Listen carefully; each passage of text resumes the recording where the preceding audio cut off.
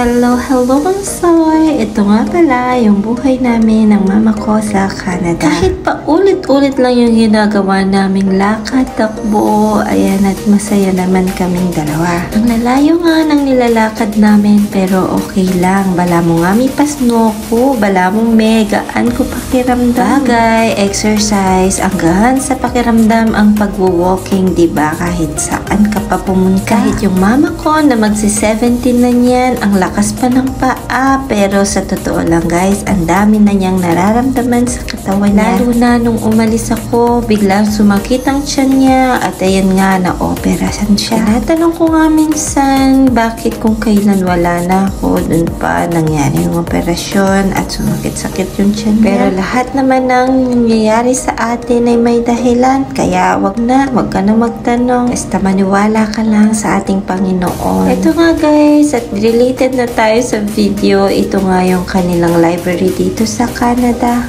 At ang ganda, diba? Akala ko nga madadala ko dito sa anak kong panganay. Mahilig kasi sa books. Diyos ko, karakita. Ito nga yung sinasabi kong lagi namin ginagawa ang pamamalengke. Makita nyo naman sa mga vlog ko, guys. Food is life talaga sa amin dalawa ng mama ko. Alang katapusan. At Sabado, walang katapusang paglilinis at ayan, paggagawa ng mga kung ano-ano na pinamimigay din ng mama ko sa mga kasamahan niya. Lahat ng ginagawa ko, naalala ko yung mga anak ko. Ayan, strawberry. Tapos, kakausapin ko na yung asawa ko. Diyos ko, magpabebe ako pa. Patalan kong gamit. Alam nyo guys, hindi ko inaalis yung pagkain. Kahit sino pa yung kausap ko, asawa ko, mga anak ko. O diba? Ako din yung nagtuturo sa anak ko. Nahihirapan nga siya. Kaya Diyos ko, araw-araw pinapauwi niya ako. Dati kasi guys, ako lahat ang nagtuturo sa kanya. Ngayon, syempre, iba yung oras. Kailangan pa akong gumising ng maaga para lang maturuan Sabi siya. Ko nga, sa pagbablog kong to, ulit-ulit lang yung ginagawa ko. Ayan, naglakad na naman ako mag-isa para bilhin yung gustong-gustong prutas ng mama ko. Alam nyo guys, kung gaano kalayo yan. Ito nga yung paborito namin pinupuntahan. Buti na lang at maaga akong nakauwi. Yung mama ko, inaalala ko nga. Diyos ko, nanunong oras. Alayo po. Nag-hailstorm nga sa ibang lugar. Kaya ganyan yung panahon sa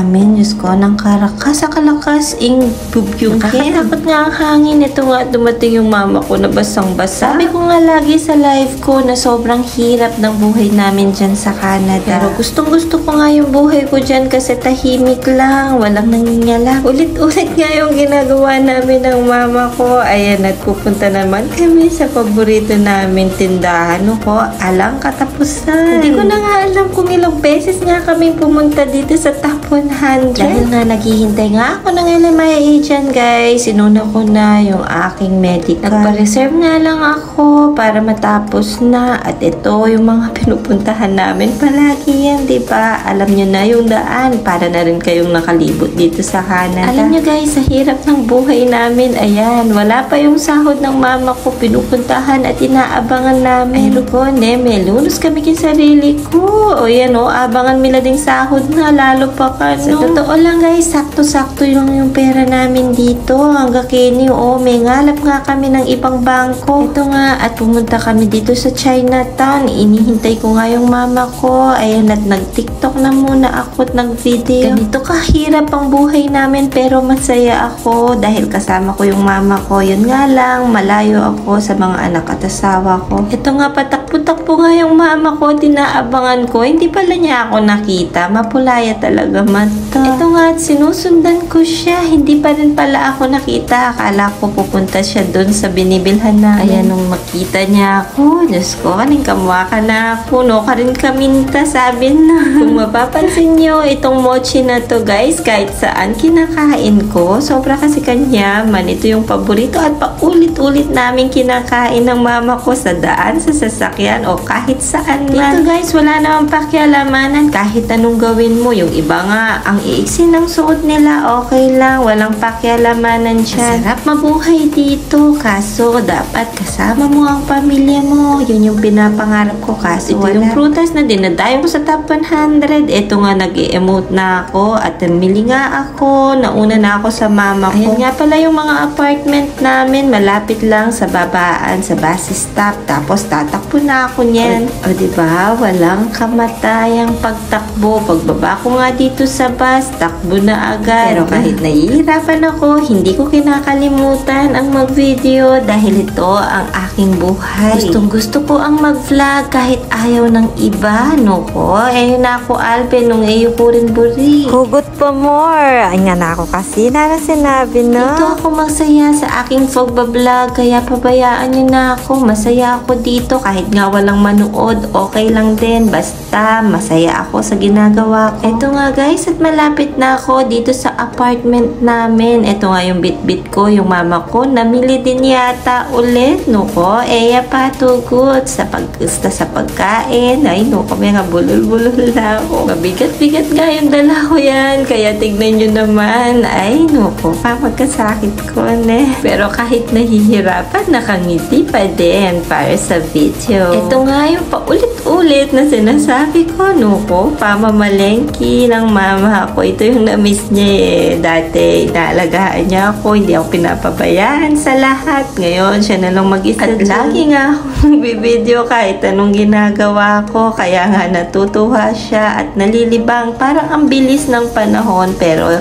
pag wala siya guys, sobrang inip. Hindi naman siya pwedeng hindi magtrabaho. Mahihirapan kami lalo eh na kami mga. Alam niyo lang guys, ang TikTok na pagsasayaw kong to ang nakapag-aalis ng lungkot ko dito. Malungkot ang abroad guys kung alam niyo lang. Kaya sana maintindihan niyo minsan na kailangan din tayong maglibang. Ito din yung paulit-ulit na ginagawa namin na hindi namin kinakalimutan ang pagsisimba. Ang daming kailangan ipagpasalamat guys. Kahit nahihirapan kami dito, okay lang. Maraming bagay na nangyayari sa atin na maraming dahilan kung bakit ito nangyayari.